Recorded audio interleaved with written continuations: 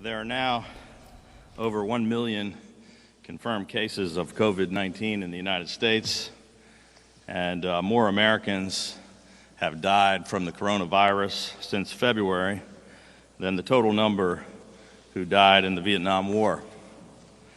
Maryland has 20,849 confirmed cases of COVID-19, and 985 Marylanders have lost their lives to this deadly virus. A total of 4,402 Marylanders have been hospitalized. 1,610 patients are currently hospitalized, including 586 who are in intensive care. On Friday, after weeks of consulting with leading scientists and public health experts, we introduced a well-thought-out, smart, safe, and effective roadmap for the recovery of Maryland. The key numbers which we remain most focused on and that we're watching very closely on a day-to-day basis are the rate of hospitalizations and the number of patients admitted to the ICU. When we start seeing a plateauing of those metrics, that can put us in a position to begin implementing the reopening and recovery. Yesterday, I convened a meeting of our coronavirus recovery team, which includes some of the most respected business, labor, and economic leaders in the state and the nation. And our coronavirus recovery team is advising us and helping guide Maryland's reopening and recovery process. As part of this strategy, we are intensifying both containment and mitigation efforts by first targeting and isolating outbreaks and clusters, second, redoubling our attention and resources on hotspot areas with the highest concentration of cases, and third, mitigation to stop the spread of the virus in other areas of the state. We are no longer just playing defense. We are going on offense against this virus, attacking it from every angle with everything we've got.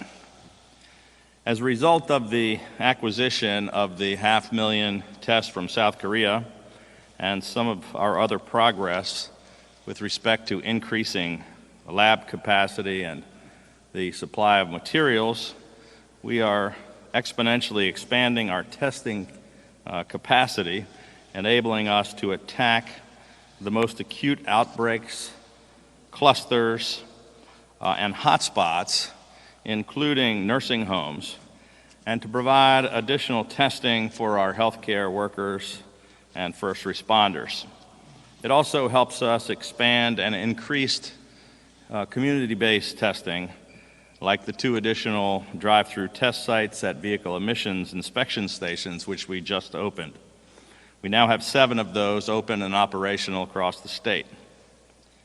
I just completed a call with the White House, Delaware Governor John Carney, Virginia Governor Ralph Northam, and 15 other governors whose states are home to meat processing plants in order to address the outbreaks of COVID-19, including at several poultry processing plants in the Delmarva region.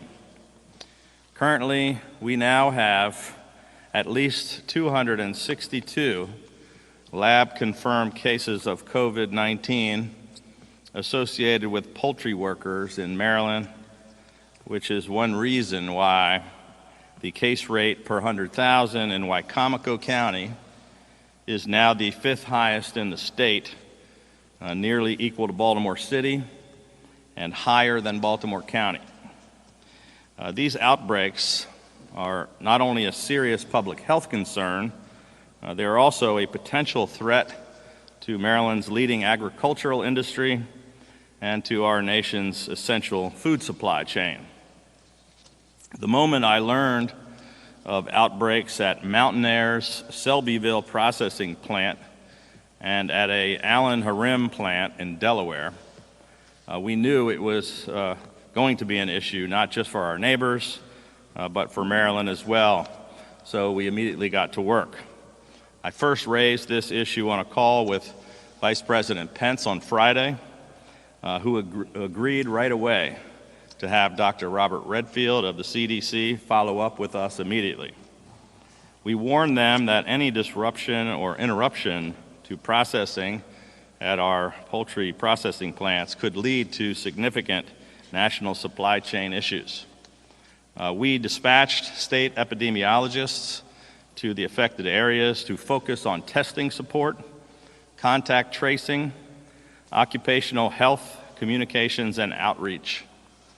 And in order to enhance our testing capability, we are opening a testing site at Purdue Stadium in Salisbury, specifically to test workers at the Purdue, Salisbury, and Amherst Hurlock processing plants.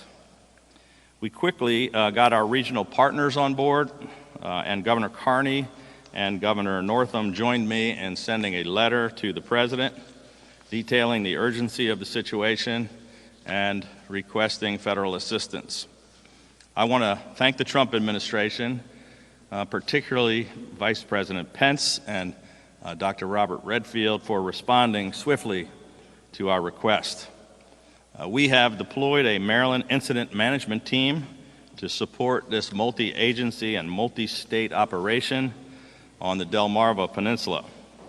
We anticipate that a CDC team will be on the ground later tonight, providing assistance. And we also requested and have been granted a designated FEMA liaison to help expedite other federal assistance. Chaz Eby, the Deputy Executive Director of the Maryland Emergency Management Agency, who is joining me here today, is spearheading this intensive effort on behalf of our state. We will continue to keep Wicomico County and Eastern Shore residents informed as this situation continues to develop. The other major issue, we continue to confront our outbreaks or clusters of cases at 278 different facilities across the state, including 4,011 confirmed cases at 143 different Maryland nursing homes, where we have highly vulnerable patients. Even when best practices and care is in place, this virus may still be transmitted by asymptomatic staff, meaning that every patient interaction comes with some risk.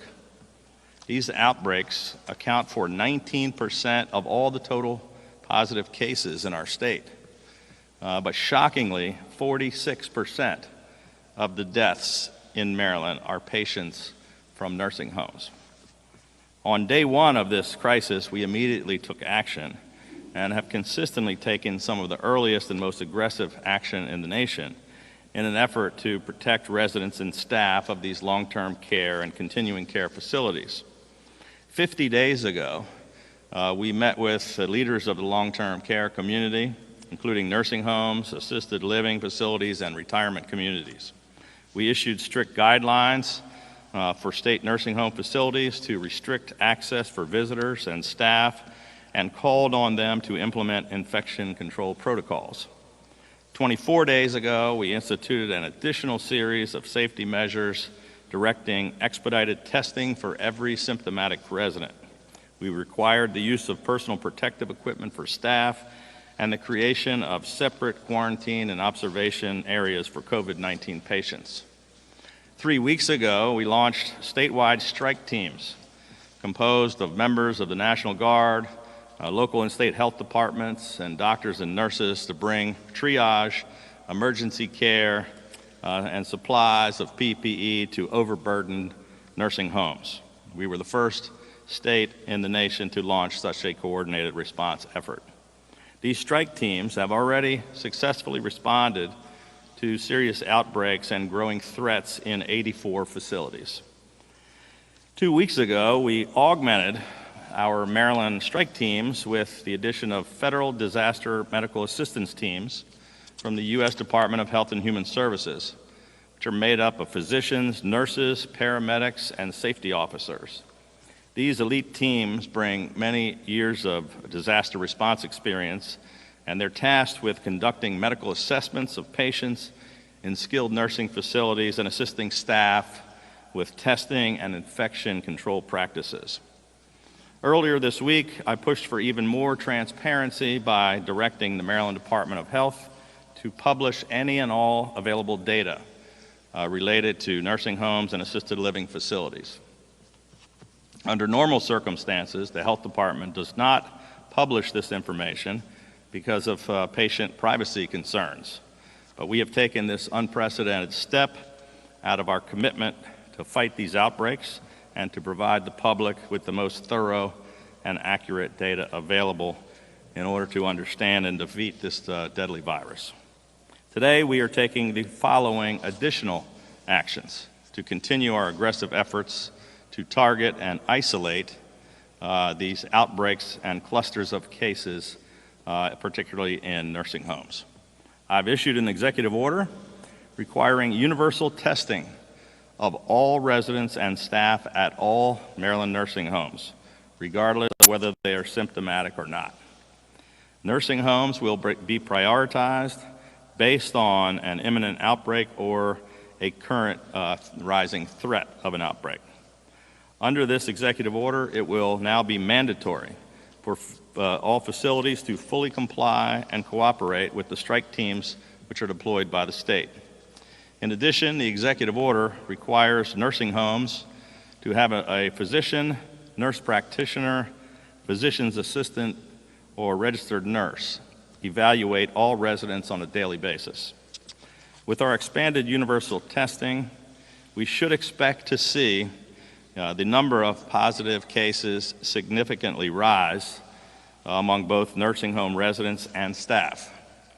Any staff who test positive will be immediately discharged into isolation. And we're requiring all these facilities to develop emergency surge staffing plans to ensure continuity of care in the event of an outbreak. To aid them in this effort, today I am announcing that we are also supplementing our strike teams with newly created bridge teams, which will provide emergency clinical staffing to nursing homes that are experiencing a crisis. Each bridge team is composed of a registered nurse and 5 to 7 aides, sufficient to care for up to 100 nursing home residents per shift. These new bridge teams include 260 registered nurses and aides who have been contracted with the Maryland Department of Health through an arrangement with Allegis and the Maryland Hospital Association.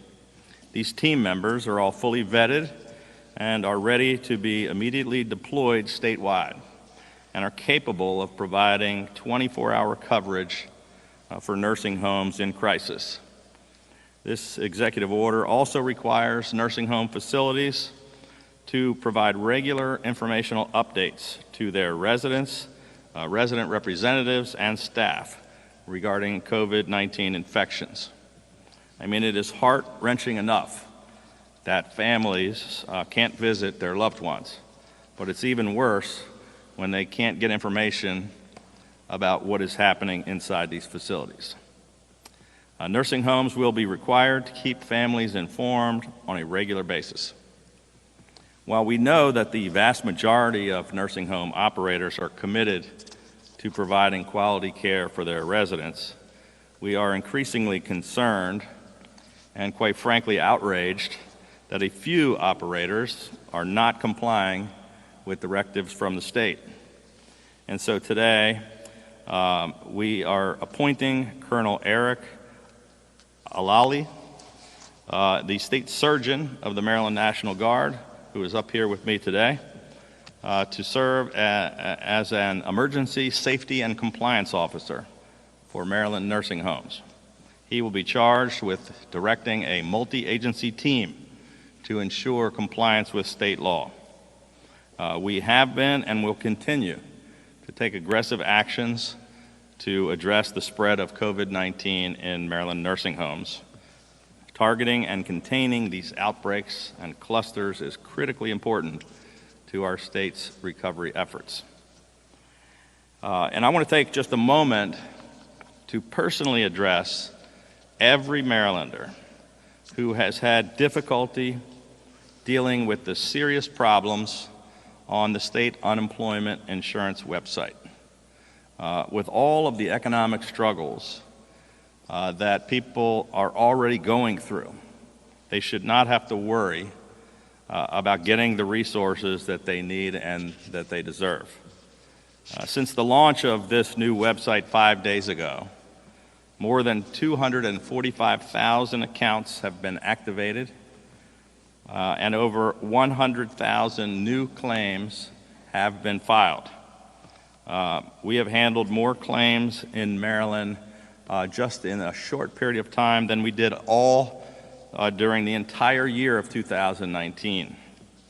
This surge in claims is unprecedented, and every single state in America is struggling to keep up with this volume. I mean, the good news is that Maryland is now successfully handling an average of 33 new accounts every single minute, and an average of 780 claims are successfully filed every hour. But while we have been able to handle this volume better than many other states in the country, it is simply not good enough. The IT contractor who developed this site and the Department of Labor have fallen short of the high standards that we have set. And the people of Maryland deserve better, and the buck stops with me. So I am going to make sure that they do and that we do whatever it takes to get this straight so that every single Marylander gets every single penny of financial assistance that they deserve. Lastly, today, during this pandemic, our healthcare workers, including our doctors, nurses, EMTs, and first responders, have proven themselves to be not just essential workers, but frontline heroes, from managing a virus that can spread without symptoms to dealing with shortages in protective equipment while saving people's lives, and often while being forced to isolate themselves from their loved ones. The challenges that these heroes face are immense, unprecedented, and truly inspiring.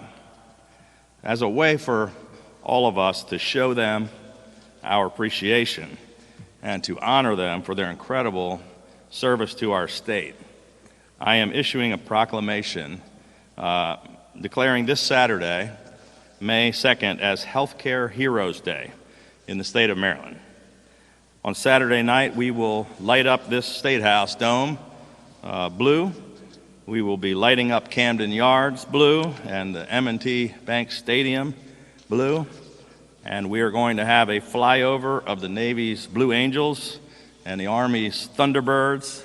And we're going to be asking all Marylanders to join us in lighting up the state of Maryland blue to show our immense gratitude to these men and women who truly are the definition of Maryland strong. And may God bless each and every one of these heroes. With that, I'd be happy to take some questions.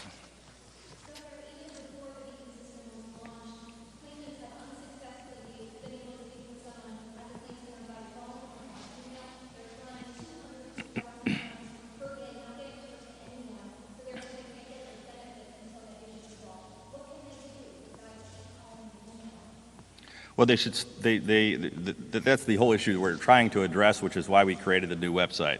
Like I said, it's frustrating to me that any one person ever has to wait. I just gave you the statistics about the hundreds of people that have filed just over a very short period of time. The system is not able to handle it. The federal system's not able to handle it. No state in America has handled it. I think the Florida system, they just shut it down completely. A number of states have stopped trying to process them. Ours is still running. It's just running at 33 per minute or whatever the numbers I just gave you. It's not fast enough to handle the process. Waiting on the phone is why we created this brand new website. These are brand new benefits. They just came up with this a week ago.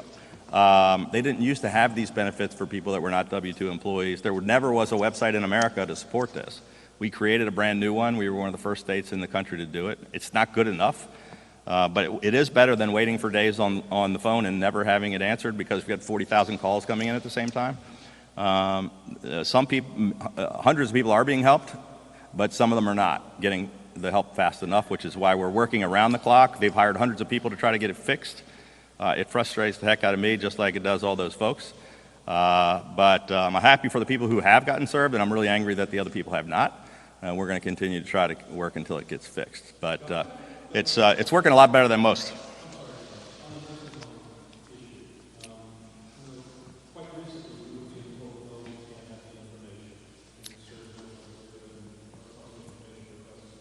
Yes. So as soon as I heard that you were being denied, I told them to release it immediately, which took a day to get it done, 24 hours. But as I understand it, there are logical reasons why they were not providing the information, and most states were not providing the information. They just started to a few days earlier. It's out of privacy concerns. So some of these nursing homes, some of them are smaller. It's patient privacy information. If you say there's this outbreak here, people are going to find out who is there, and there was concerns and legal issues and privacy concerns about the patients. I overrode all of that and said because of the patients and the family members' right to know, we ought to put the information out there. There was some argument internally about whether I was right or not, but I made sure that they got the information out.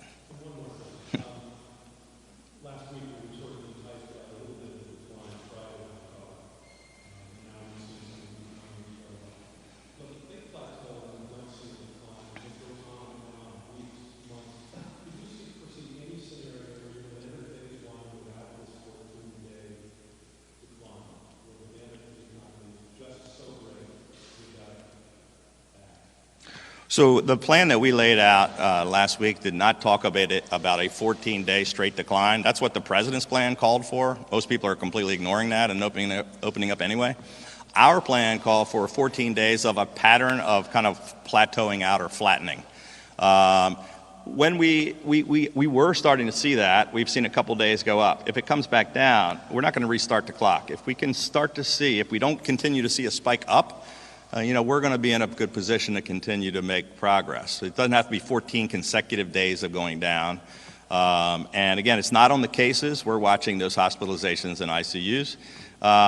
We have some slight upticks for a day or two, but it's not shooting up. And we're still hopeful that we can level off and that we can still move forward. We said on Friday when we launched our plan, I said I was hopeful that we could start to take a look at this in early May if the numbers were looking encouraging. Next week is early May, and we're going to come back and talk with you after we've had a chance to look at those numbers into next week.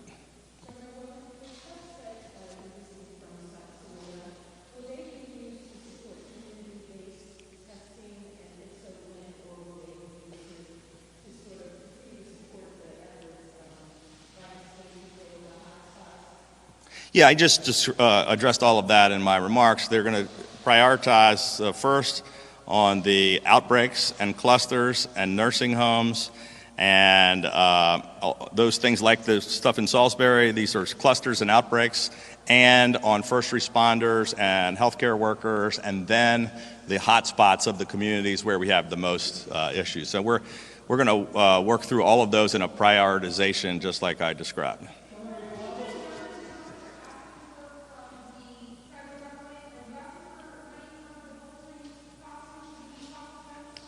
I'm sorry, I didn't follow that question.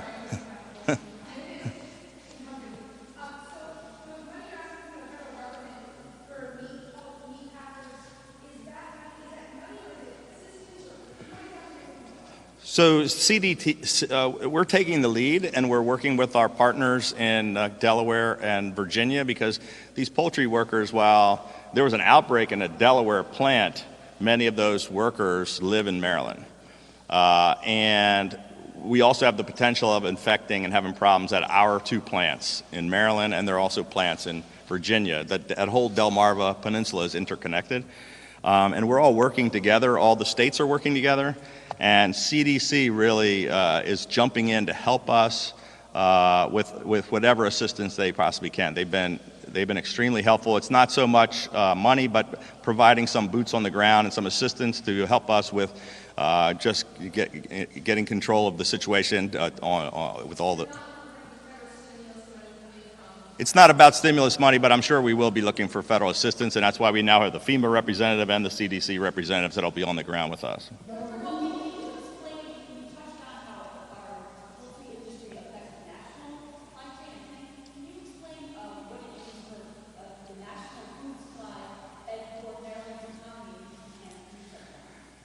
Well, so our first concern was the health and safety of all the workers that are in Maryland, and then our second concern was about all of our poultry farmers across the Eastern Shore and all the health and livelihood of this major industry in Maryland, which is our #1 agricultural product. And then the broader issue, which we had a discussion on with the 18 governors, with the Vice President and the Agriculture Secretary and Labor Secretary and CDC Director just before I came out to see you, was about meat industry in general. So there were pork producers and beef producers and poultry producing states on those calls with their ag secretaries and some of the state leaders and with the federal leaders talking about a breakdown in the food supply chain if we have some serious outbreaks and we can't keep those. The president yesterday issued a directive about trying to make sure we keep these plants open because we've got to feed the people in America. So our priority is to make sure we keep these workers safe and we keep those plants open so we can keep people fed.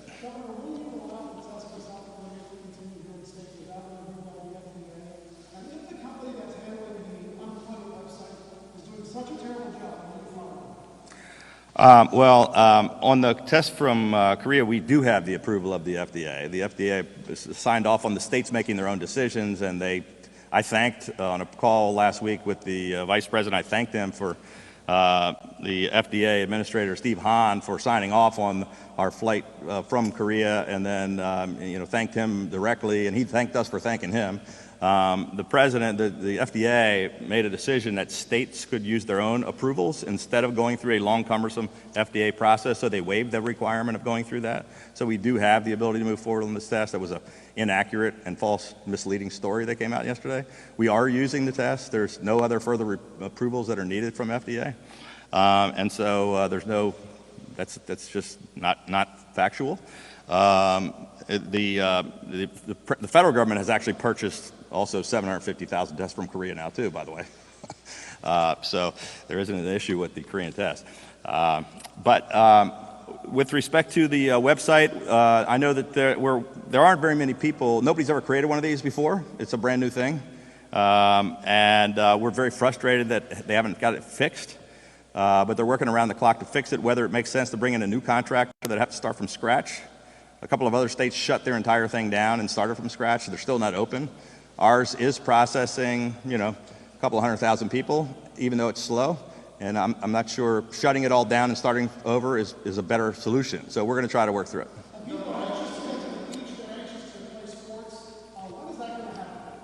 Well, we laid out a very detailed plan on Friday about how we're going to go through that.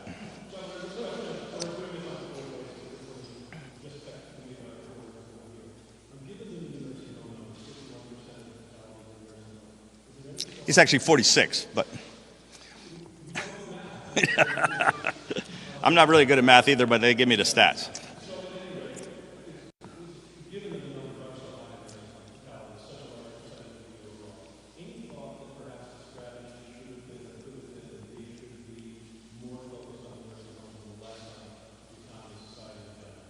Well, that's what I announced today, that we have had a strategy that's been focused on nursing homes. Started 50 days ago. We've taken, I laid out the whole first half of my discussion was about all the actions we've taken over the past 50 days on nursing homes, and I think I laid out about 20 other things we're going to do as of today on nursing homes, but that doesn't mean we don't have issues across the rest of the state.